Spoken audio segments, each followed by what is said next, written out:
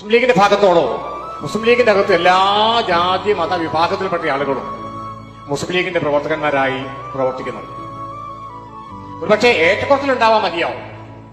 പട്ടിക വിഭാഗത്തിൽപ്പെട്ട ഞാൻ ഉൾപ്പെടെ, എ പി ഉണ്ണികൃഷ്ണൻ ഉൾപ്പെടെ, ഇ പി ബാബു ഉൾപ്പെടെ, ആദിവാസിയായ ബാലൻ ഉൾപ്പെടെ, ജയന്തിരാജൻ ഉൾപ്പെടെ, നായർ കുടുംബാംഗമായ നരിക്കീനിയിലെ അനക്കൈ ഉൾപ്പെടെ, സവർണ വിഭാഗത്തിൽപ്പെട്ട ആലപ്പുഴയിലെ ശ്യാം സുന്ദർ ഉൾപ്പെടെ നിരവധി ആളുകൾ ഇന്ത്യയുടെ മുസ്ലിം ലീഗിനകത്ത് ഇതര വിഭാഗത്തിൽപ്പെട്ട ആളുകൾ പ്രവർത്തിക്കുന്നുണ്ട് എന്ന യാഥാർത്ഥ്യം നമ്മൾ മനസ്സിലാക്കേണ്ടതുണ്ട്.